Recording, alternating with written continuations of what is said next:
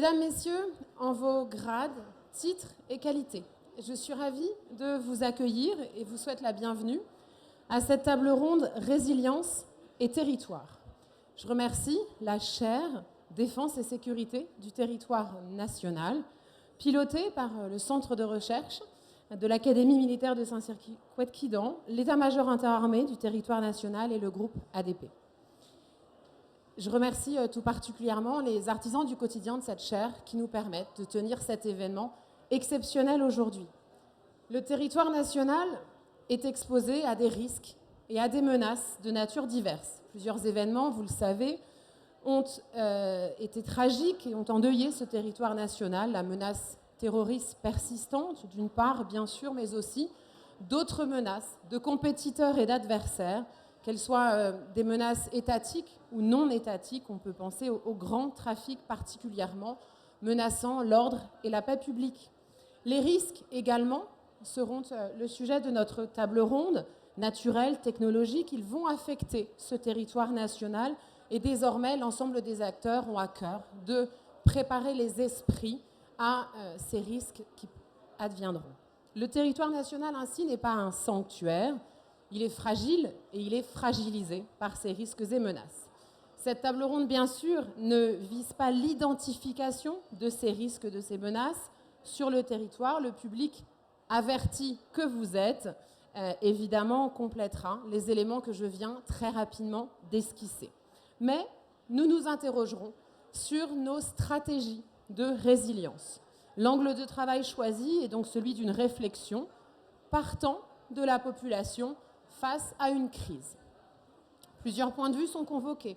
Comment l'élu prépare-t-il la population? Y a-t-il une éducation? La résilience s'apprend-elle? Y a-t-il une culture de la résilience? Convient-il de la développer? De la même manière, comment sensibiliser la population sans la traumatiser pour ce que le cerveau va naturellement percevoir comme étant anxiogène? Comment surmonter les crises et quels sont les outils à la disposition de la population? Ainsi, c'est bien dans ce cadre-là que notre table ronde s'inscrit. Je me permets de vous présenter les intervenants qui sont à mes côtés. Tout d'abord, le président du Haut Comité pour la Résidence nationale, le général d'armée Lizuret. Les travaux du Haut Comité concernant l'avant-crise dans un cadre de prévention, mais aussi l'après-crise pour la gestion des crises, permettent d'évoquer ce que signifie la résilience dans notre cadre français.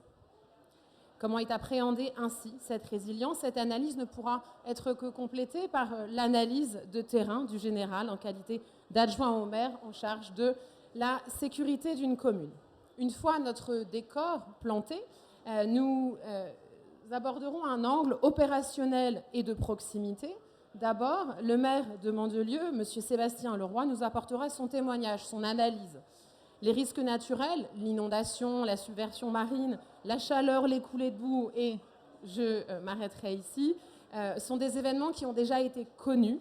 Et ainsi, il pourra témoigner avec nous de la gestion des crises passées, mais aussi, bien évidemment, il nous sera précieux de comprendre quels sont les outils que le maire pourra mettre en place pour préparer les esprits. Également coprésident du groupe de travail de l'Association des maires de France, M. Leroy pourra évoquer les actions mises en place dans ce cadre commun et il pourra donc essayer de nous faire comprendre est-ce qu'il y a un vecteur ici de construction d'une résilience au-delà du niveau de la commune. Toujours sous l'angle opérationnel et de proximité, la directrice territoire de chez Enedis, Mme Lydie Sartou, pourra justement porter à notre connaissance le travail mené sous l'angle d'un opérateur d'un service essentiel à la nation, essentiel en cas de survenance d'une crise concernant les aspects de sa gestion, mais aussi bien sûr telle qu'elle pourra être vécue au niveau individuel, ce que chacun d'entre nous peut tout à fait comprendre dans les cadres que nous avons pu connaître. Dans un second temps, notre table ronde donnera la parole à deux regards nous permettant d'approfondir notre réflexion, notre compréhension de la résilience. Le médecin en chef des services Marion Trousselard, spécialiste des chocs traumatiques, ainsi nous permettra de mieux comprendre ce que la recherche médicale va pouvoir apporter comme réponse à nos interrogations fondamentales. Enfin, le général Douta adjoint au Centre roumain pour la résilience nationale, permettra de considérer des travaux pour lesquels le centre est devenu une référence en ce domaine, permettant d'élargir notre regard et de mieux comprendre comment travailler cette résilience et la comprendre au-delà de nos interrogations nationales et individuelles. Je remercie les intervenants d'avoir accepté de participer à cette table ronde. Je vous remercie tous, bien sûr, d'être présents. Et je me permets ainsi de céder la parole au général Isuret qui va nous dire quelques mots.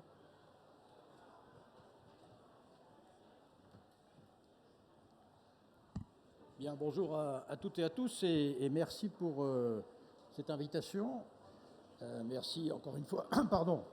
Merci à l'Acadème d'organiser cette journée autour de plusieurs thématiques, dont la thématique de résilience et de territoire.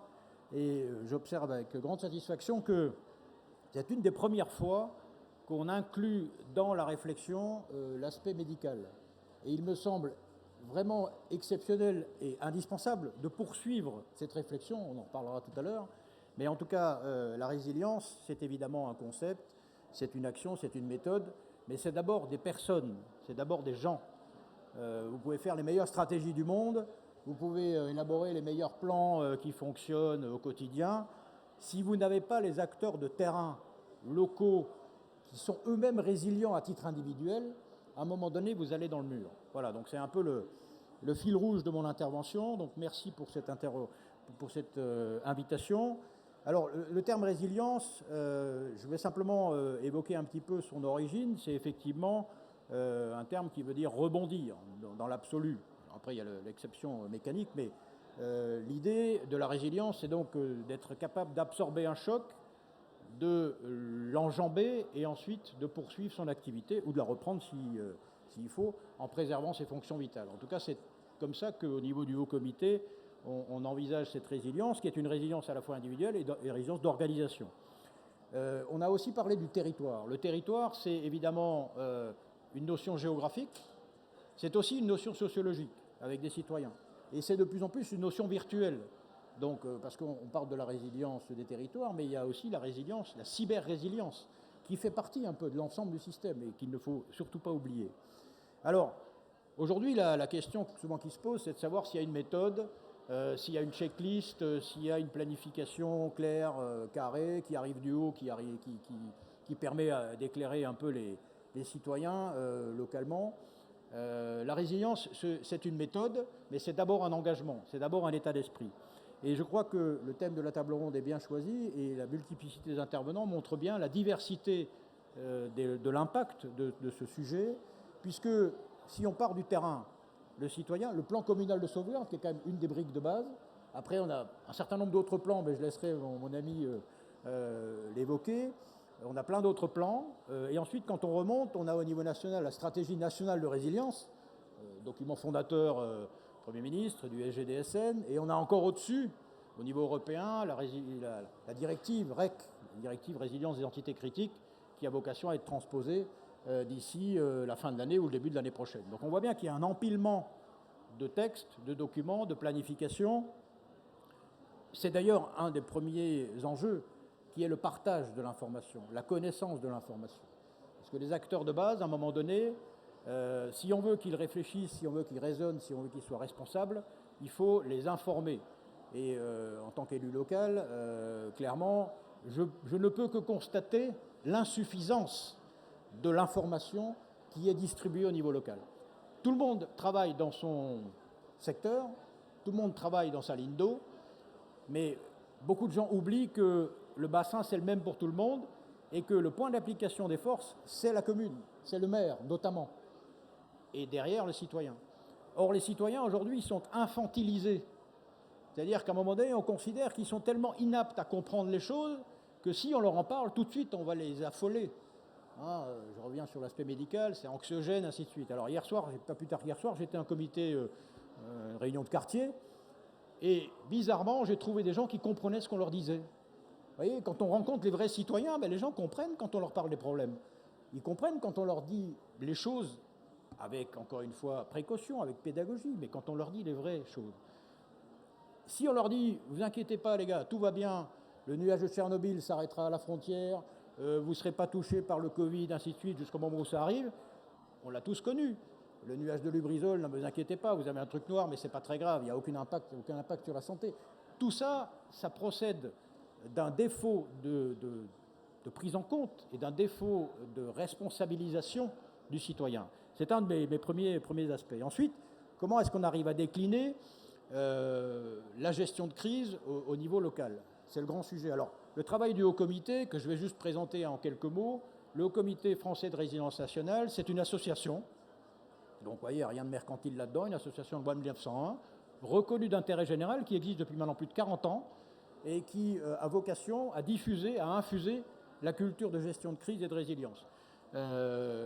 L'objectif de ce Haut Comité, c'est de partager un certain nombre de bonnes pratiques, de partager un certain nombre de problématiques.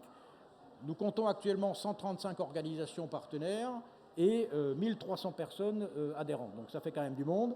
On a un certain nombre d'activités entre la veille nationale, internationale, les séminaires, un certain nombre d'événements ad hoc. Voilà, donc je ne vais pas vous faire la publicité, même si vous êtes évidemment les bienvenus pour adhérer à ce Haut Comité, qui, encore une fois, est un accompagnateur, un facilitateur, un amplificateur de l'esprit d'engagement.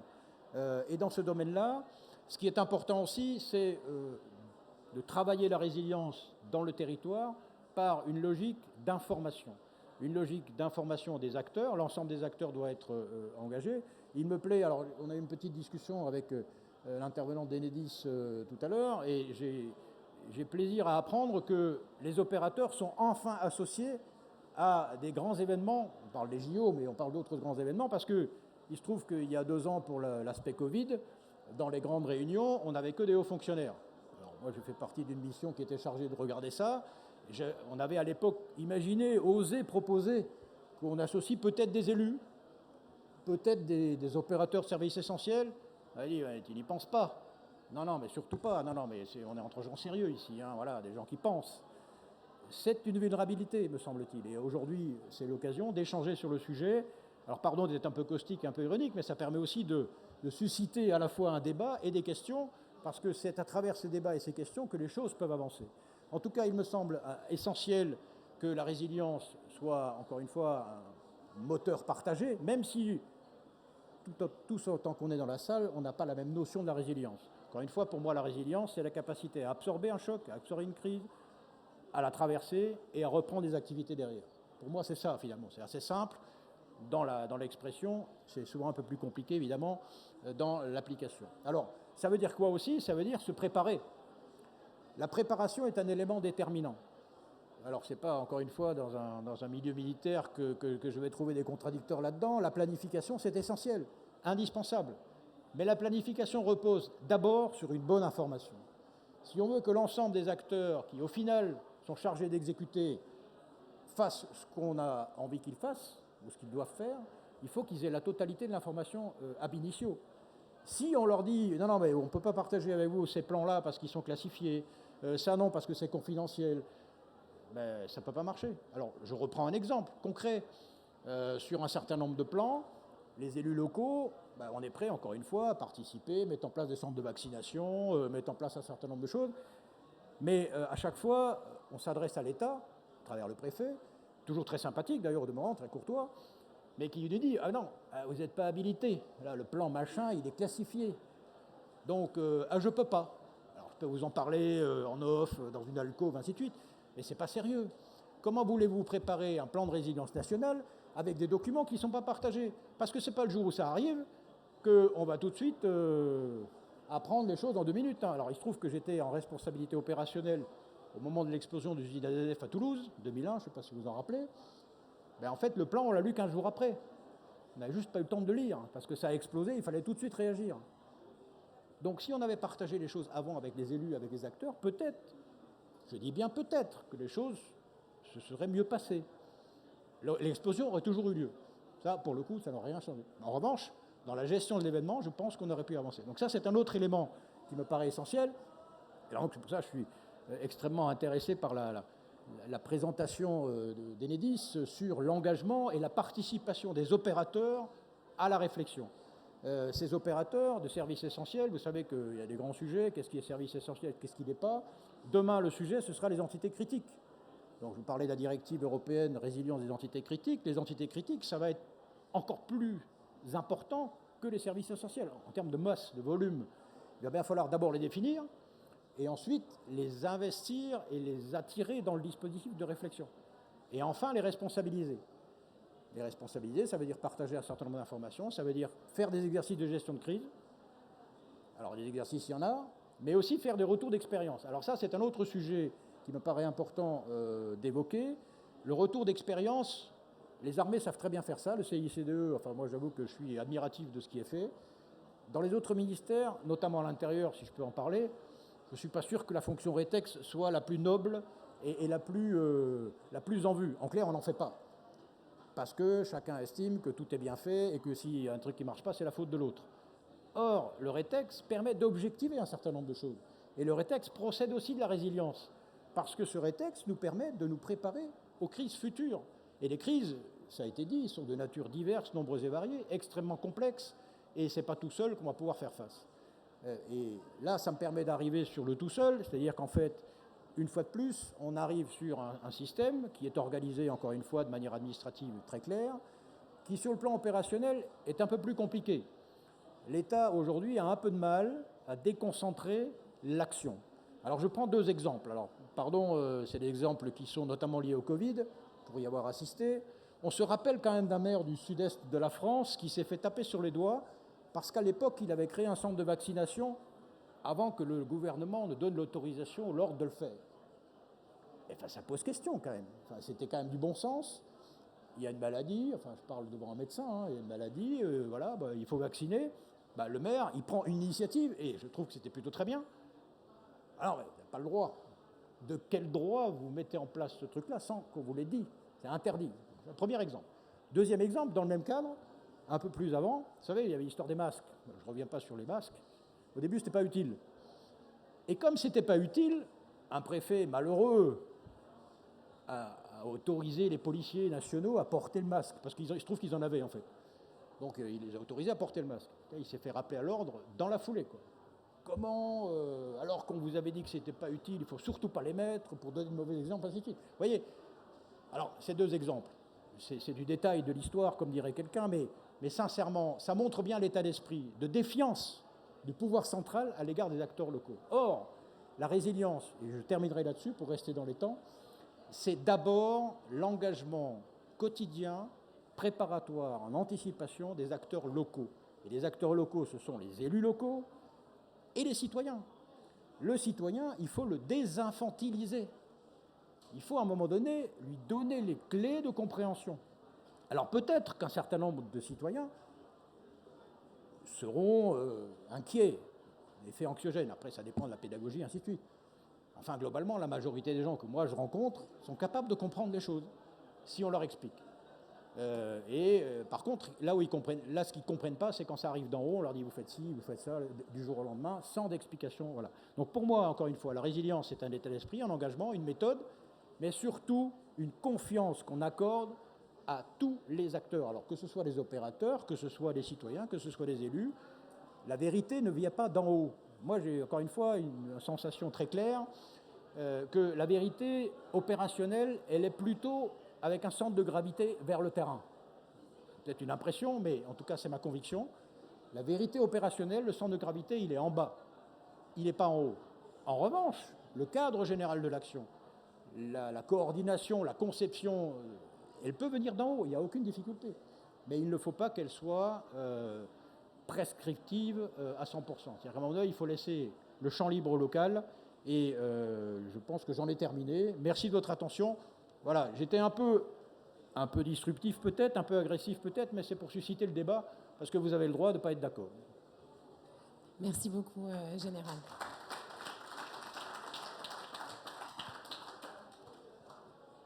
C'est important d'être disruptif. L'universitaire que je suis ne peut pas dire le contraire.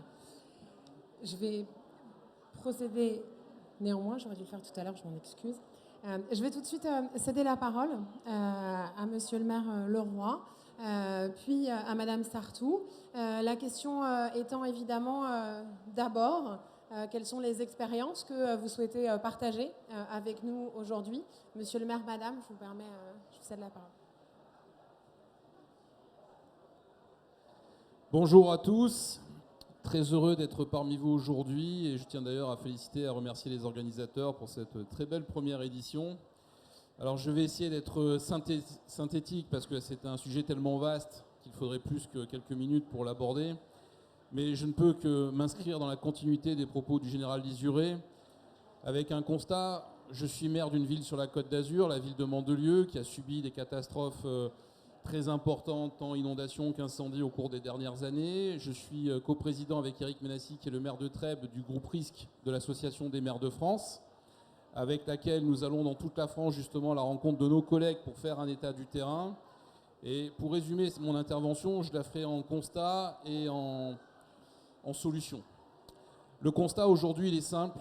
La résilience des territoires en France, elle est soumise à rude épreuve.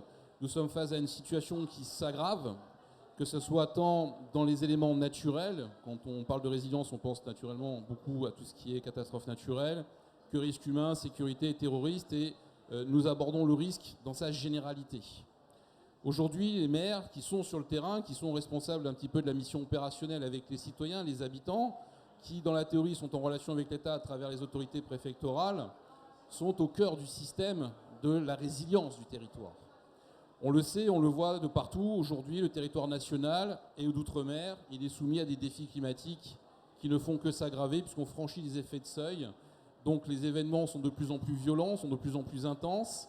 Les territoires qui n'ont jamais été dévastés vont l'être. C'est une certitude mathématique. Et ceux qui l'ont déjà été le seront davantage et de manière beaucoup plus soudaine. Aujourd'hui, face à ça, on a aussi une règle qui s'applique, c'est que les scénarios, les événements qui se produisent ne se produisent jamais avec le même scénario d'application. Vous pouvez avoir, on l'a vu dans le Pas-de-Calais, des inondations à répétition, vous avez vu les incendies de Gironde, vous avez vu les crises climatiques, même dans les Alpes-Maritimes, qui étaient toujours frappées, mais qui ont été frappées cette fois-ci à l'est avec la tempête Alex. Tout ceci, pour ceux qui étaient sur le terrain, était totalement imprévu. Moi, ma ville, c'était le 3 octobre 2015. On a eu une crue qualifiée de tricentenale qui n'existait pas, qui a été une des plus violentes enregistrées en France, qui a causé 8 morts sur ma commune. On a eu 20 morts dans le département. Donc tout ça pour vous dire qu'aujourd'hui, il faut s'attendre à l'imprévu, à l'imprévisible. Et que la nature frappera toujours de la façon dont on ne l'attend pas. Sur ce constat, aujourd'hui, est-ce que le citoyen, est-ce que le territoire est préparé? La réponse est très claire, c'est non. Le territoire n'est pas prêt, le territoire n'est pas préparé, le citoyen n'est pas suffisamment acculturé à la culture du risque. Pourquoi? Pour plusieurs constats profonds. Premièrement, nous avons une difficulté en France à avoir une règle simple et opérationnelle. L'opérationnel n'est jamais au cœur du retour terrain. Le pouvoir de décision, tu le disais très bien Richard, ce n'est jamais sur le terrain qu'il est pris, c'est toujours de manière extrêmement centralisée. Vous n'avez pas un régime de stratégie de résilience en France. Vous avez plusieurs façons de faire qui sont différentes selon chaque département, mais toujours avec une règle qu'on retrouve à chaque fois. Vous avez d'un côté l'État, d'un côté les élus. Et l'État, plus le temps passe, plus il se reconcentre sur ses bases, plus les préfets n'ont plus d'autorité sur leurs propres services, ce qui entrave toutes les actions, et plus les élus se retrouvent confrontés à deux impasses. La première, c'est qu'ils n'ont pas forcément la connaissance du risque de leur territoire. Parce que soit ils n'ont pas une information suffisante, soit ils ne vont pas la chercher. Il faut être honnête, ça c'est absolu. La deuxième impasse, c'est que vous avez un système réglementaire et législatif aujourd'hui qui entrave l'action du terrain. Et plus le temps passe, là aussi, et plus ce dispositif réglementaire et législatif se contredit et se complexifie. Pourquoi? Parce que quand on veut régler un problème, en France, on prend une loi, on prend un décret. Parfois, on prend un deuxième décret qui vient compléter le premier. Ou on prend une deuxième loi qui vient compléter la première qui n'était pas suffisamment claire. Et jamais dans ces dispositifs de réflexion, on a le souci de laisser à l'acteur sur le terrain de l'autonomie d'action. La spécificité des lois françaises, c'est la loi monolithique, uniforme, qui s'applique du nord au sud et de l'est à l'ouest de manière identique. Et comme naturellement ça ne marche pas, on multiplie les exceptions et les dérogations. Tout ça pour vous dire quoi? C'est qu'aujourd'hui sur le terrain, vous avez un acteur, le maire, qui ne peut pas préparer son territoire parce que ses actions sont entravées de manière durable. Vous ne pouvez pas faire d'ouvrage de protection des inondations, vous ne pouvez pas toucher pour faire des protections incendies, vous n'avez pas la connaissance de la menace existante territoire terroriste ou sécuritaire sur votre ville, tout simplement parce que ce sont des informations qu'on ne partage pas. Vous avez le préfet qui lui-même ne peut pas imposer à ses services de transmettre des informations, de préparer le territoire, et ces deux acteurs sur le terrain ne peuvent jamais agir en prévention. On agit toujours en réaction, ce qui consomme d'ailleurs beaucoup de crédit. On fait beaucoup de communication, mais on arrive toujours après la bataille. Et ça, quand tu parlais du Covid, ça m'a rappelé beaucoup de très bons souvenirs. Je pourrais vous en parler très longtemps, avec des situations totalement ubuesques que je n'imaginais pas qu'on puisse vivre en France. Pourtant, on l'a vécu. Et ce qui est grave, c'est qu'aujourd'hui, plus on fait monter ce constat, plus on en parle aux législateurs ou aux décisionnaires, plus ils vous disent effectivement vous avez raison, mais on ne fera rien. Et pour vous l'illustrer, par exemple sur la résilience, vous avez l'organisation de la résilience en France, chaque ministère a sa structure de résilience. Vous avez le Premier ministre qui a sa structure, le ministère de l'Intérieur, vous avez le ministère de la Transition écologique, vous avez le ministère de la Défense également, et ces services ne se parlent pas. Parce que chacun a ses solutions, ses plateformes, ses solutions à proposer, et donc naturellement tout le monde se perd. Et le citoyen français a une particularité, c'est qu'il attend tout de l'État. Culture de l'État-providence, donc toute l'autorité publique. Donc il faut effectivement avoir un langage de vérité. Oui, ça va se reproduire. Oui, ce sera plus puissant. Et oui, il va falloir faire des sacrifices. Et il va falloir prendre des décisions fortes, de réaménager nos villes, de les urbaniser différemment, d'avoir l'acceptation qu'aujourd'hui, ce qui était dans le passé doit être différent dans l'avenir, parce qu'on ne peut pas continuer comme ça. Et c'est un discours qui change fondamentalement notre façon de raisonner et même de travailler. Et ça, aujourd'hui, eh bien, il faut le reprendre, il faut se mettre autour de la table. Moi, le constat que j'ai fait après les catastrophes de 2015 et de 2019, j'ai eu 3 inondations majeures en 4 ans. 2015, je pensais que le choc était si puissant que ça allait lever les blocages réglementaires et bureaucratiques. Il n'en a rien été. Quand c'est revenu en 2019, on a changé de stratégie, on s'est mis autour de la table. Et je me suis aperçu qu'aucun des participants autour de la table n'avait confiance en l'autre. L'État ne fait pas confiance au maire parce qu'il pense que le maire a un dessein caché. Le maire se méfie de l'État parce qu'il sait parfaitement que derrière, on veut lui imposer des réglementations dont il ne veut pas. Les opérateurs ne sont associés à rien et les propriétaires fonciers, alors eux, se méfient des deux parce qu'ils se disent qu'en gros, on veut surtout les empêcher de tout faire. Donc il faut véritablement changer totalement le logiciel. Il ne marche plus, il est obsolète. C'est un constat qui est parfois dur à entendre, mais c'est une réalité du terrain. Si on continue comme ça, on va continuer à toujours subir de plus en plus. On va dépenser de plus en plus de fonds, qui sont de moins en moins disponibles d'ailleurs, pour des réparations qui ne sont toujours faites qu'en l'état antécédent. Parce que quand on a aujourd'hui des ouvrages qu'on doit faire pour se protéger, le temps qu'on les fasse, ils sont déjà dépassés par l'évolution climatique. En France, pour réaliser une infrastructure, c'est au moins 10 ans d'études.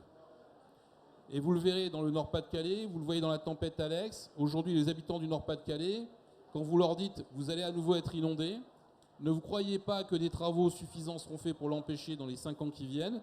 Ce n'est pas possible. Ça n'arrivera pas, parce que le système aujourd'hui ne le permet pas. Donc voilà, moi, un petit peu le témoignage que je voulais partager avec vous. Et sachant que vous êtes aussi des acteurs sur le terrain, qui le subissez. Donc je sais combien ça peut être frustrant et difficile. Mais j'espère qu'aujourd'hui, le blocage est arrivé à un tel niveau de paralysie qu'on va enfin commencer à évoluer dans le bon sens. Merci beaucoup, monsieur le maire. Je cède la parole à Madame Sartou. Oui, bonjour à toutes et à tous. Je suis ravie et honorée d'être parmi vous ce matin pour partager sur ces sujets justement de gestion de crise, de résilience, intimement liés au territoire. Et ce que monsieur le maire vient de dire fait beaucoup écho au sujet et à nos préoccupations qui deviennent de plus en plus prégnantes et qui deviennent du quotidien. Alors, Enedis, c'est le service public de distribution de l'électricité sur 95% du territoire français. C'est un service, un opérateur de service essentiel. Bien sûr, l'électricité est un bien quasi vital. Il permet d'assainir l'eau, les pompes à eau, etc. Donc, évidemment, nous sommes particulièrement sensibles et nous nous entraînons justement à la gestion de crise. Nous sommes un acteur industriel à dimension nationale, ce qui nous permet d'être en lien étroit quand même avec les services de l'État, hein, les ministères, mais aussi, et ça c'est vraiment notre ADN, nous sommes maillés très finement au niveau des territoires, parce que tout d'abord, par notre modèle d'activité, nous ne sommes pas propriétaires des réseaux d'électricité, ce sont les collectivités locales qui le sont, donc nous travaillons main dans la main avec eux, hein, nous sommes concessionnaires, et donc nous sommes en proximité, nous avons l'habitude de travailler avec des élus, avec des collectivités locales, et ça c'est la clé justement de la gestion des crises. Nous avons besoin bien sûr d'anticiper dans la gestion des crises, de mettre à disposition des moyens très rapidement humains et techniques, également une organisation rigoureuse, ça c'est la base, et un volet important, c'est ces relations très étroites externes avec tous les maillons politiques, institutionnels, avec les élus, puis l'État, jusqu'à l'État déconcentré, jusqu'aux élus de terrain. Et ça, c'est une clé essentielle et un facteur clé de succès d'une gestion de crise à peu près maîtrisée. Quoi de plus naturel que peut-être prendre un exemple concret assez récent, hein, les tempêtes Ciarán et Domingos qui ont affecté la France en fin d'année dernière. Évidemment, des dégâts majeurs, une violence et une ampleur de crise inégalée, hein, extrême. Nous avions eu la tempête en 1999. Elle était très importante, mais plus importante en matière d'empreinte territoriale. Ça touchait plus de zones, là des zones plus circonscrites, mais avec une violence qu'on n'avait jamais vue, qui a touché la Bretagne, la Normandie bien sûr, qui est remontée aussi sur le Nord-Pas-de-Calais, qui a en plus subi les inondations en même temps. On a eu dans la foulée la tempête Domingos qui a touché les Pays de Loire, donc plus le sud, le centre de Val-de-Loire jusqu'à la Gironde. Et donc, il a fallu gérer cette multiplicité de crises et avec un sang-froid le plus important possible. Donc, pour vous donner quelques chiffres, donc, dans la nuit du 1er novembre au 2 novembre, 800 000 clients coupés. Dès le 2 novembre, 1,2 million de clients coupés. Et évidemment, une pression de l'État pour savoir quand est-ce qu'on allait pouvoir réalimenter le plus rapidement possible les clients. Donc nous nous sommes engagés assez rapidement, après un premier diagnostic assez rapide, à réalimenter 90% des clients d'ici le 5 novembre. Et nous sommes engagés auprès du président de la République, Emmanuel Macron. Ce que nous avons réussi. Et comment on a pu le faire? On a pu le faire parce que la clé, c'est l'anticipation. 2 jours avant la tempête, on avait analysé un certain nombre de bulletins météorologiques, vu que l'ampleur allait être énorme, et donc on a prémobilisé, déjà on a ouvert une cellule de crise nationale, et on a prémobilisé et prépositionné notre force d'intervention rapide, notamment sur Angers, Le Mans. Et dans la nuit du 1er au 2 novembre, on a pu voir où la tempête touchait les zones et on a pu réorienter dès le matin du 2 novembre nos forces pour pouvoir aller intervenir dans les zones les plus touchées. Et cette anticipation, on a pu estimer que ça a pu nous faire gagner une semaine environ de rapidité de réalimentation, même si au final, la crise a duré 15 jours, 3 semaines pour réalimenter des clients dans des hameaux très dispersés, très isolés et où les dégâts étaient extrêmement importants. Donc ça, c'est quand même la clé, l'anticipation et la préparation. Ça veut dire des exercices de crise qu'on fait en interne, mais aussi qu'on essaye de développer de plus en plus avec nos parties prenantes externes, notamment les préfectures, les pompiers. Il faut qu'on le fasse de plus en plus avec les élus, me semble-t-il, pour pouvoir se préparer. Et ça, c'est la clé de ces gestions de crise extrêmement violentes. On a aussi mobiliser des moyens humains et techniques, 3500 techniciens sur le terrain, avec nos prestataires qui étaient complètement solidaires. Donc ça, c'est très important. On a aussi des plateformes logistiques réparties sur le territoire qui permettent justement d'acheminer du matériel pour ces crises-là. On a mobilisé quand même 500 groupes électrogènes qu'on a utilisés et qu'on a acheminé très rapidement de ces plateformes logistiques. Et ça, c'est aussi un facteur énorme. On a, au-delà de ces moyens humains et techniques, renforcé nos centres d'appel dépannage pour répondre aux clients qui étaient justement en panique. Nous avons eu à peu près 800 personnes mobilisées pour répondre. Je ne dis pas qu'il n'y a pas eu des temps d'attente, parce que c'était tellement d'ampleur que peut-être qu'il faudra renforcer ça. Et donc une solidarité nationale. On l'avait préorganisé aussi. On avait anticipé un engagement de salariés qui est réparti sur le territoire, qui était prêt à justement répondre à distance à ces appels. On a également... et c'est une première, envoyer des SMS aux clients coupés depuis plusieurs jours pour leur donner un peu de visibilité, sans pouvoir leur donner de date de réalimentation, parce que les conditions étaient telles que pour intervenir sur le terrain, on avait du mal à donner des dates très précises. Et du coup, pour cela, on s'est surtout appuyé sur le relais des élus locaux, et je vais en reparler. Je voudrais dire un petit mot aussi qu'on a une attention particulière aux grands comptes, ce qu'on appelle les grands comptes, et notamment les opérateurs d'infrastructures, comme les télécoms, les antennes télécoms pour pouvoir les réalimenter très vite. Également, on a été très vigilants pour vérifier que les hôpitaux, les EHPAD, qui doivent avoir un groupe électrogène, étaient bien en capacité d'avoir de l'électricité et d'adapter nos interventions en fonction de ceux qui n'avaient pas ces dispositifs. Bien sûr, donc là, en lien très étroit avec les préfectures.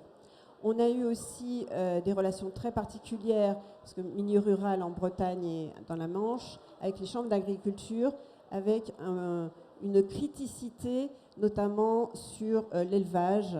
Vous avez dû le voir dans les reportages, etc. Donc, identifier quels étaient les éleveurs les plus critiques pour pouvoir aussi leur mettre à disposition, soit les réalimenter le plus vite possible si c'était possible, ou alors leur mettre à disposition aussi des groupes électrogènes. Donc une réactivité sur le terrain, besoin de pragmatisme aussi, et puis la force, cette fois-ci, dans des crises de cette ampleur, le REX que l'on en fait, c'est une vraie mobilisation, cette fois-ci, de nos interlocuteurs privilégiés. Qu'est-ce que sont nos interlocuteurs privilégiés? Ce sont nos salariés qui sont en relation avec les élus locaux, qui, justement, chaque commune, chaque maire a un interlocuteur privilégié en régime normal.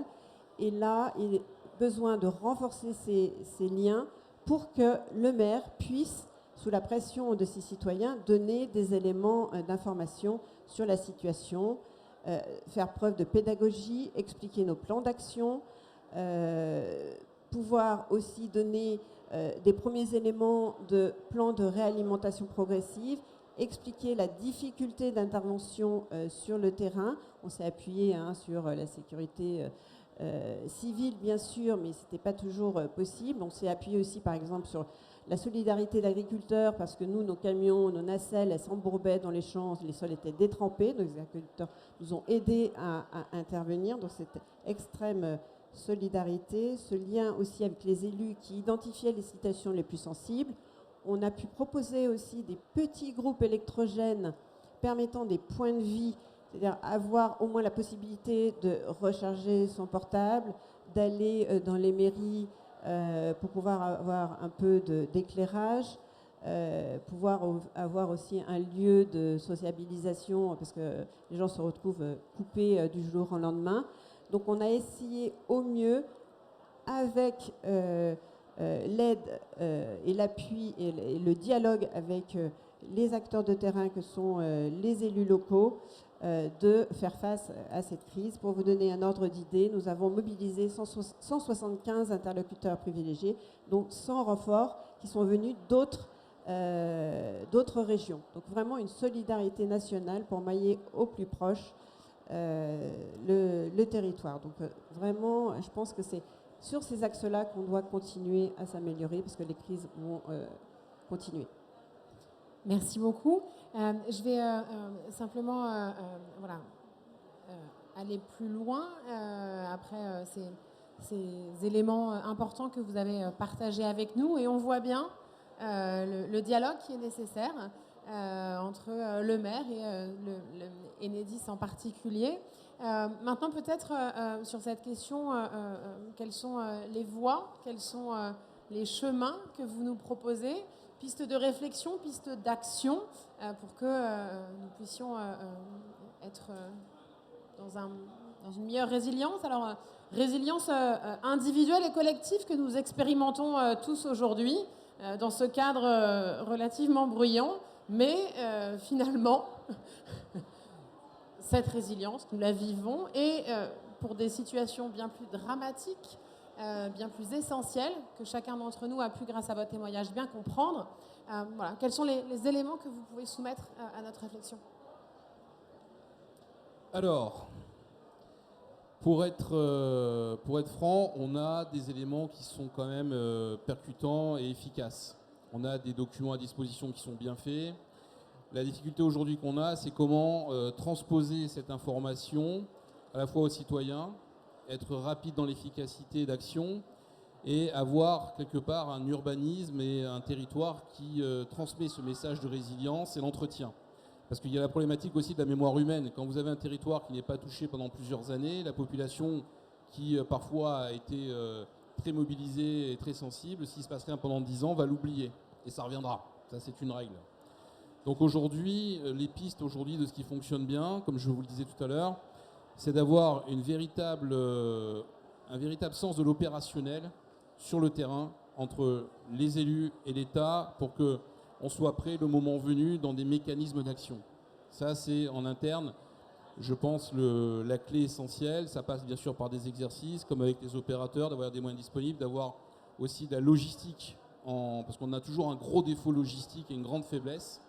C'est-à-dire qu'on a rarement le matériel disponible, il est souvent très loin de là où on en a besoin, souvent il est en panne. Je vous donne l'exemple des sirènes d'alerte qui étaient toutes en panne il y a encore quelques années, parce qu'il n'y avait plus de budget d'entretien. Donc tout ça se redresse. Mais on a véritablement en fait besoin de créer de la stratégie opérationnelle. On n'a fait plus de stratégie depuis 50 ans, il faut qu'on le remette en place. Et de cette stratégie opérationnelle de la puissance publique viendra la culturation de la population. Et cette information de la population, c'est à la fois bien sûr des exercices grandeur nature, c'est d'avoir dans tous les bâtiments cette constance de la mémoire, c'est-à-dire que tous les risques auxquels vous pouvez être soumis, mais ça marche aussi pour la sécurité. Aujourd'hui, malheureusement, parfois on s'aveugle un petit peu avec des choses assez simples. Quand on vous dit vous mettez une bâche sur la clôture de l'école, ça y est, elle est protégée, il n'y a plus de soucis. Tout ça fait qu'on est des fois loin, donc on a besoin de recréer un petit peu ce tissu dynamique. On a beaucoup trop de documents en réalité, ça tu le disais très bien aussi. On a beaucoup trop de supports, on a beaucoup trop de campagnes de communication différentes, plus personne n'y comprend rien. On a la maladie des acronymes en France. Alors ça devient de la compétition olympique. Des fois on n'arrive même plus à les prononcer tellement ils sont complexes. Mais malheureusement pour le citoyen, tout ça fait que c'est totalement illisible. Donc on a un grand besoin de simplification et d'avoir des temps forts et de vérité. Voilà. Et il faut dire la vérité aujourd'hui, c'est que oui, ça va changer, oui, ça sera plus difficile. Et il faut s'y entraîner, il faut s'inspirer un petit peu de ce que fait la culture japonaise. La culture japonaise, c'est l'individu qui se prend en charge et qui fait remonter à la société. En France, c'est l'inverse.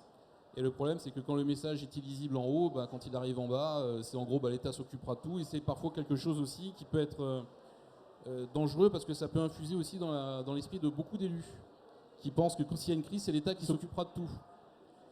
Or, en réalité, c'est pas ce qui se passe. Voilà. Oui, alors moi, je partage évidemment totalement l'avis de Sébastien là-dessus. Je voulais juste rajouter un petit élément avec une lueur d'espoir quand même. On a eu il y a quelques mois une circulaire du ministère de l'Intérieur qui prévoyait, du Premier ministre, pardon, qui prévoyait un pouvoir de dérogation pour les préfets. Alors je me suis dit, c'est la lueur au bout du tunnel. Que nenni. Parce que le pouvoir de dérogation, moi pour l'avoir sollicité à plusieurs reprises, il est très bureaucratique. C'est-à-dire que, alors, effectivement, le préfet peut déroger dans un certain nombre de situations bien campées, dans des cadres bien précis, avec un processus bien déterminé, et en demandant systématiquement l'avis en haut. Alors, dans la série bureaucratisons la simplification, on est quand même bon, quoi. Alors, il y avait une lueur, j'avoue que pour l'instant, elle s'affadit. Alors, j'espère que peut-être que ce type de forum pourra relancer un petit peu, donner un peu d'oxygène à cette lumière qui pourrait, encore une fois, être une solution. Le pouvoir de dérogation des préfets, c'est pas scandaleux, parce que c'est l'adaptation au territoire, et le préfet, c'est l'interlocuteur naturel des élus. Donc, lui, généralement, on fait confiance. Mais comme il est enserré dans un dispositif hyper verticalisé, où lui-même ne peut pas bouger le petit doigt, où il est rappelé à Beauvau toutes les 24 heures quand il y a une crise, hein. C'est-à-dire qu'en fait, le préfet, quand il y a une crise, passe plus de temps en réunion et en visio qu'à discuter avec des élus. Voilà, donc c'est une autre partie du sujet. Juste le petit truc en plus. Je valide. Bien, de la lumière à la lueur d'espoir, je transmets ces éléments. Quels sont les éléments que vous pouvez partager avec nous dans ce cadre? Oui, nous aussi, on essaye d'avoir une lueur d'espoir et de prendre justement les crises qu'on vit comme des grands apprentissages pour faire mieux, hein, bien sûr. Donc j'ai déjà parlé anticipation, exercice de crise. Là, pour les Jeux Olympiques, évidemment, on se prépare plus que jamais, hein, avec l'ensemble des intervenants. Bien sûr, les cellules de crise qui pourraient se mettre en place des JO, mais aussi l'État, les préfectures, hein. Donc ça c'est vraiment clé, j'en ai déjà parlé. Mais ce qui est plus important aussi, c'est tout ce qu'on travaille, et ça fait déjà plusieurs années, hein, avec le changement climatique. Enedis, nous travaillons beaucoup sur que vont être les réseaux de demain. Comment déjà les reconstruire, hein. Là, pour la Bretagne, on se pose vraiment la question, en lien avec les autorités concédantes propriétaires des réseaux, de comment reconstruire. Comment être plus résilient face à la diversité des crises, notamment climatiques. Jusqu'à présent, on enfouissait beaucoup, hein, les réseaux pour être résistants aux tempêtes, hein. Juste un ordre d'idée, de 99, on était à 32% de réseaux enfouis, on est passé à 50% de réseaux enfouis. Juste pour donner un ordre d'idée, c'est 4 tours de terre, hein, ce qu'on a enfoui depuis 99, hein, donc c'est énorme. Eh bien, on voit que ça ne suffit pas. Et de toute façon, ça ne répond pas non plus à tous les cas. On vient de vivre des canicules, on voit que les réseaux enterrés, les jonctions notamment, ne résistent pas toujours très facilement à la canicule. Les inondations non plus. Donc, il y a une réflexion, une planification et une projection en fonction de ce changement climatique qui doit s'opérer en lien avec les acteurs du territoire, la vision qu'ils en ont pour qu'on les partage et qu'on voit qu'est-ce qui est le plus résilient et comment on doit adapter nos réseaux, comment on doit les maintenir, les rénover pour être beaucoup plus résilients. Là, on a beaucoup de travail à faire pour se projeter 2030, 2040, 2050. Et ces déformations de cartes, les traits de côte, les inondations, la canicule, tous ces sujets-là, il faut peuvent en fait induire des décisions assez court terme. Par exemple, nous, un des aménagements les plus critiques, hein, c'est ce qu'on appelle le poste source, une sorte de poste de transformation entre le réseau de transport et notre réseau. Eh bien, par exemple, on se rend compte que peut-être qu'en 2050, les postes sources existants seront peut-être inondés. Donc, si on en construit de nouveau, ou celui-ci, il faudra probablement le surélever. Donc, ce sont des exemples pour montrer que dès maintenant, il faut vraiment investir massivement pour la résilience de nos réseaux. Quelques chiffres en montant financier. On a prévu d'investir d'ici 2040 96 milliards d'euros dans les réseaux de distribution. Donc ça, c'est la part Enedis. Donc ça revient à peu près à 5 milliards d'euros par an. Et 1 milliard par an consacré à la modernisation et à la résilience. Donc des montants considérables à la mesure des enjeux. Il faudra peut-être encore s'adapter, hein, si l'accélération du changement climatique est là. Mais vraiment important d'intégrer ça et de le faire en concertation le plus possible avec les acteurs du territoire pour qu'eux aussi comprennent et puissent nous donner aussi leur vision de la déformation du territoire pour qu'on soit le plus maillé possible. Et c'est ça qu'on veut travailler vraiment ensemble. Voilà. Donc ça, c'est vraiment clé. On veut aussi réussir à mieux travailler avec des partenaires. Par exemple, dans la tempête Ciarán, on a fait appel pour la première fois à la Poste. Les postiers passaient tous les jours, évidemment, dans les hameaux les plus reculés. Ça nous permettait d'identifier vraiment les clients les plus sensibles. Donc ça nous permettait d'avoir un relais. Donc ça, on pense que c'est une voie d'amélioration. S'appuyer davantage aussi sur la sécurité civile. Probablement aussi sur l'armée. Je crois qu'on n'a pas tellement fait appel à l'armée dans ces crises. Donc c'est vraiment aussi des axes importants. Donc on ne peut pas faire tout seul. Il ne faut pas se retrouver tout seul à gérer chacun nos crises. Il faut qu'on soit le plus partenariaux possible parce que vu l'ampleur, on ne peut pas faire tout seul. Donc vraiment une importance fondamentale à ça. Et nous, on est particulièrement sensibles. Hein. On avait une présence, par exemple, permanente, jour et nuit, dans les cellules de crise préfectorales. Donc, s'appuyer sur déjà ce qui existe pour pouvoir démultiplier et faire savoir. Et ça, on veut vraiment aussi accentuer et s'améliorer là-dessus. Merci beaucoup. Je vous remercie l'un et l'autre d'être intervenus pour nous. Je propose à la salle en réalité de conserver vos questions pour un temps d'échange à la toute fin de cette table ronde. Sans plus tarder, je vais laisser la parole au médecin Trousselard qui va justement nous pouvoir mieux nous faire comprendre évidemment ce qu'est la résilience et ce qu'elle peut nous apporter dans le cadre de cette table ronde. Merci beaucoup et merci aux organisateurs d'avoir convié le service de santé dans sa partie recherche. Donc effectivement, la question du citoyen elle s'impose de base, et vous l'avez tous dit, dans la résilience des territoires. Donc moi, je vais me positionner du côté du citoyen avec plusieurs regards. Le premier, c'est est-ce qu'un citoyen résilient assure la résilience du territoire? C'est pas si clair que ça dans la littérature et dans ce qui est décrit. Est-ce que la résilience est l'inverse de la vulnérabilité? C'est pas non plus si clair que ça. Donc peut-être pour vous proposer quelques éléments plus de réflexion, parce que la recherche amène souvent plus d'éléments de réflexion que de réponses. C'est toujours en devenir et effectivement on est rarement blanc ou noir.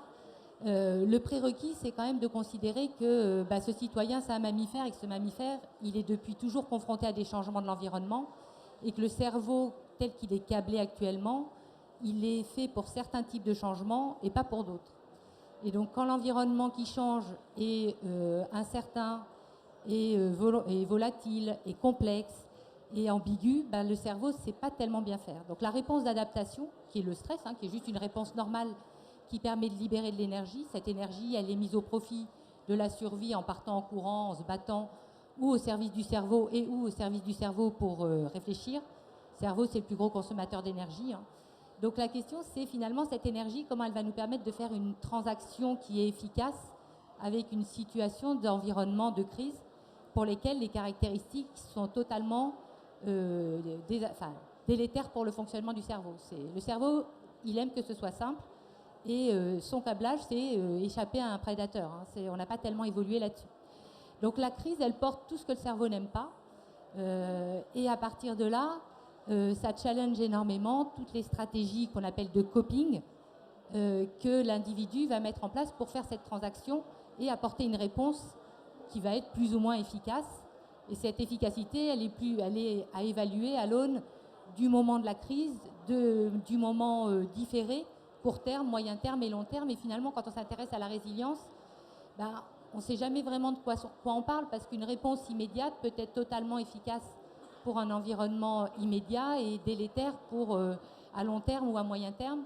Donc c'est toujours un petit peu compliqué. D'un point de vue plus théorique, effectivement, en recherche, la résilience, on la regarde comme étant soit des facteurs de résilience, soit un processus de résilience, soit un résultat de résilience. Et tout ça, ça repose sur ces stratégies de coping. Et ces stratégies de coping, on peut les décliner avec deux regards.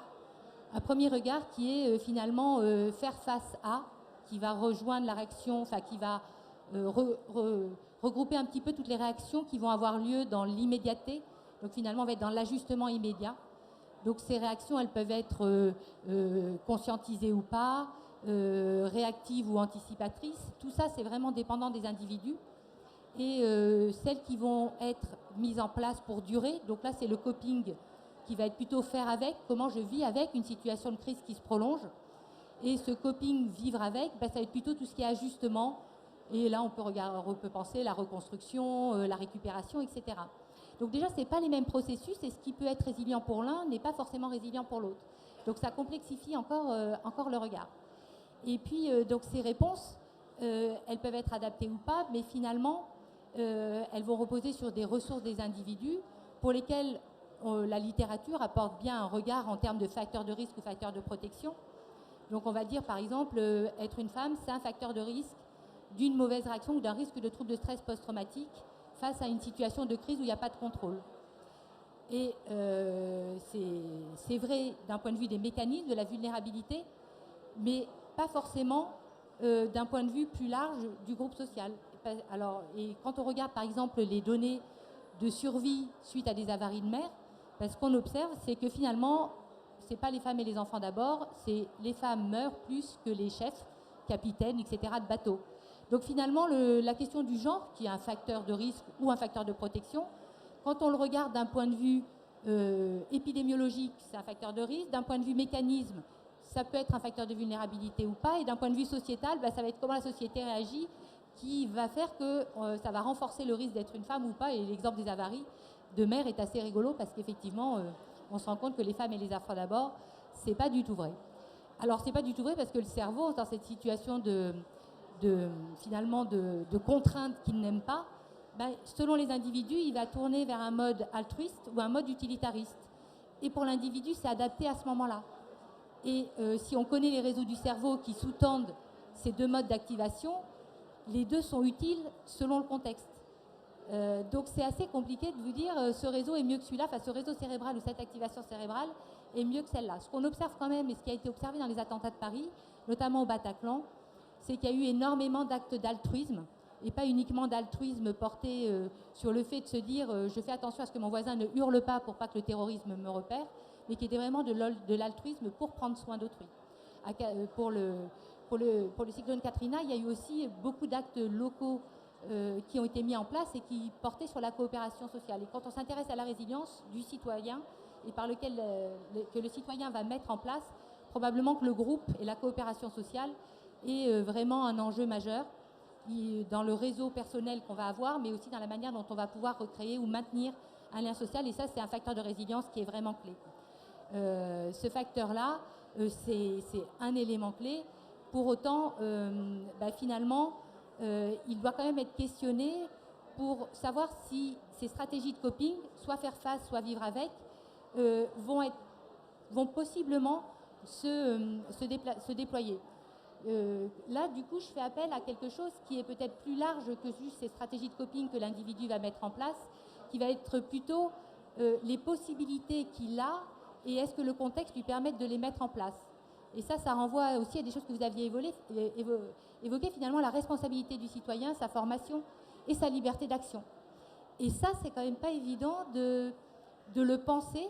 Et si dans les stratégies de faire face, donc dans cette adaptation qui est dans le moment même de la crise, la gestion organisationnelle est importante, on n'a pas tellement d'action sur la manière dont le contexte va permettre à l'individu, qu'il ait beaucoup de ressources ou qu'il n'en ait pas beaucoup, qu'il ait des bonnes stratégies de coping ou pas, de pouvoir mettre en place les choses qui vont être efficaces et finalement quel est son libre arbitre dans la mise en place. Et là, on sait que le stress dégrade totalement le libre arbitre. Donc je peux avoir des super ressources. Si dans ce contexte-là, je suis extrêmement stressée, mon libre arbitre il va probablement être particulièrement dégradé et finalement mes ressources, je ne vais pas les utiliser au meilleur de ce qu'elles pourraient être. Ce qui rend compte du fait que la vulnérabilité individuelle peut être associée à une grande résilience d'action, mais aussi que des gens résilients sur le papier, dans certains contextes, ne vont pas être forcément des ressources de la résilience du territoire. Donc c'est vraiment pas linéaire et en préparant ce temps d'échange, j'ai repris un certain nombre de thèses, des thèses de géographie faites sur la résilience du territoire qui questionnaient l'individu. Elles aboutissent toutes à l'incapacité finalement de décrire une relation linéaire et encore moins causale entre la résilience d'un individu et la résilience du territoire. Donc ça ne veut pas dire qu'il ne faut pas se poser la question comme ça, mais peut-être qu'il faut se poser la question de comment on peut permettre à un individu de garder le libre arbitre le plus solide possible dans une situation où on sait que le contexte va dégrader toutes ses facultés de prise de décision, ou en tout cas une majorité. Donc c'est des éléments qui me paraissent importants à poser. Est-ce que j'ai des réponses? Je n'en sais rien. J'ai quelques pistes, mais finalement ça ne vous apporte pas de réponses forcément concrètes. Mais ça amène peut-être des éléments pour revenir aux citoyens et revenir à ce qu'on lui propose. Alors l'information bien sûr, l'anticipation bien sûr. Pour autant, ce que ces thèses de géographie pointent aussi, c'est que finalement, on peut être résilient sur un événement, ou en tout cas on a eu un comportement résilient à un événement, à une catastrophe, à une crise. Est-ce que ça se transfère à une autre crise? Là aussi, les réponses sont, c'est pas si clair que ça.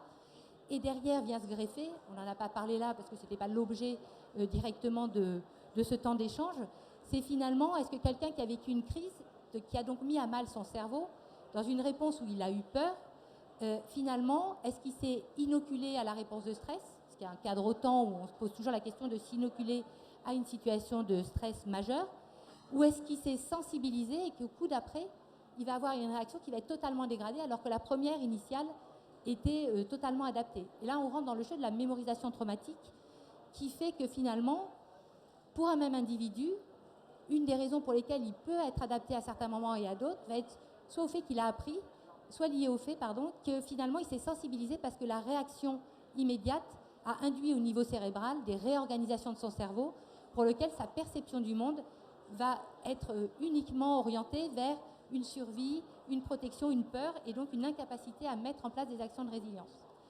Donc ça questionne aussi au-delà de la préparation et de l'anticipation, comment on permet in situ de la crise aux individus d'éviter de déployer des réorganisations cérébrales qui seront délétères pour le coup d'après, et comment on repère les individus qui finalement se sont modifiés dans leur fonctionnement et qui ont perdu des capacités et des possibilités, donc des capacités finalement, cette possibilité de se mettre en mouvement, avec un repérage par là, effectivement, qu'est-ce que le territoire propose. Donc c'est tout l'enjeu, par exemple, des cellules d'urgence médico-psychologiques.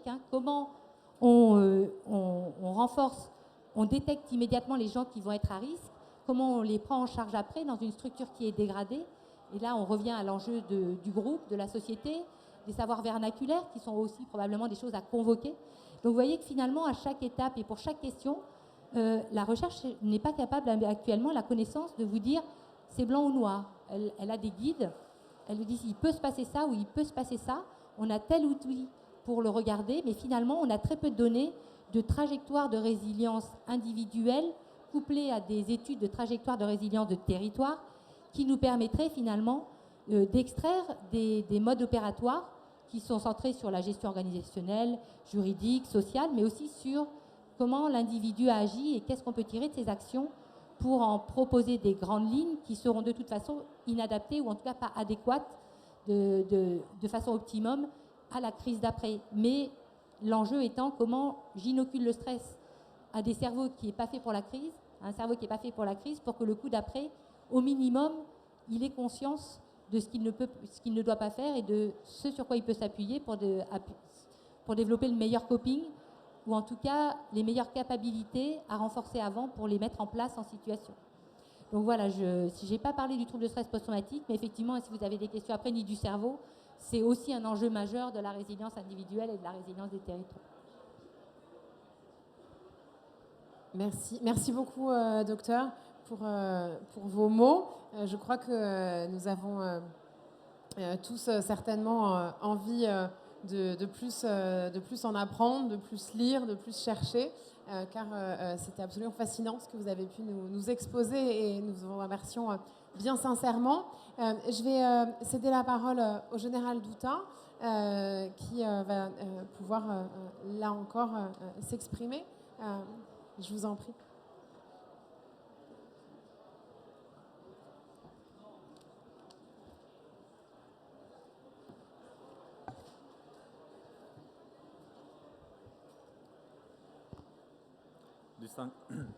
distingués invités, mesdames et messieurs, c'est un privilège d'être ici aujourd'hui pour prendre la parole au Forum de Paris sur la défense et la stratégie. Je tiens à vous remercier de m'avoir invité ici à cet événement d'une importance majeure dans la conjoncture internationale compliquée actuelle. Et maintenant, permettez-moi de poursuivre en anglais. Thank you very much for inviting me here. I would like to congratulate the organizers for the idea to have this Security and Defense Forum. It's a very interesting idea in a very special moment because we are facing a lot of challenges. In my intervention, I would refer at the resilience of national system for crisis and complex emergency management, and I'll try to cover resilience as a general term, civil preparedness, institutional resilience, key challenges, and our Euro-Atlantic Resilience Center role in this matter. Today I stand before you as the Vice President of the Euro-Atlantic Resilience Center, as well as an advocate for a future where resilience is not just a term, but a living principle embedding our societies. In the complex landscape of national systems for crises and emergencies, the term resilience transcends in its commonplace use. It embodies our collective ability to anticipate, adapt, respond effectively, and recover to unpredictable challenges that confront us. Resilience is not merely a set of reactive measures or strategies. It is a proactive mindset, emphasizing the importance of adaptability through preparation and the swift execution of response plans. In essence, resilience should be the heartbeat of a nation, pulsating through the veins of its citizens, institutions, and communities. It is the collective resolve to not only withstand challenges, but to emerge stronger, united, and better prepared for whatever lies ahead. In order to build and enhance resilience, a great importance should be put on civil preparedness, which stands as the backbone of our collective safety. Civil preparedness implies a holistic approach that extends beyond the individual to encompass families, neighborhoods, and entire communities. It involves not only understanding the necessary steps to take during an emergency, but also fostering a mindset of responsibility, where citizens actively contribute to their own safety and the well-being of those around them. Romania, like other nations in the Euro-Atlantic region, confronts a series of challenges that manifest as intricate crises and emergencies. These challenges encompass a broad spectrum ranging from seismic activities, floods, extreme weather occurrences, to technological mishaps, migratory crises, and armed military aggressions near our state border. Given our geographical location with its inherent risks, our nation approaches these issues with utmost seriousness. Concerning crisis and complex emergency management, I would like to emphasize the implementation of guiding principles that bestow coherence upon any undertaken initiative. These principles include an integrated approach, flexibility and adaptability, complementarity and interoperability, clearly defined roles and responsibilities, and collaborative efforts. Such principles are materialized through institutional resilience. In the face of public order challenges and emergency situations, institutional resilience becomes a cornerstone of effective governance. In practice, this implies that from the governmental level, institutions are specifically identified and tasked to handle situation in case of emergency, identifying the responsible stakeholders, developing a plan on how they should act, and determining the possible courses of action are the first steps in enhancing the ability to anticipate, adapt, and respond to crisis. Institutional resilience involves more than just the ability to weather a storm. It requires continuous commitment to adaptability, innovation, and collaboration.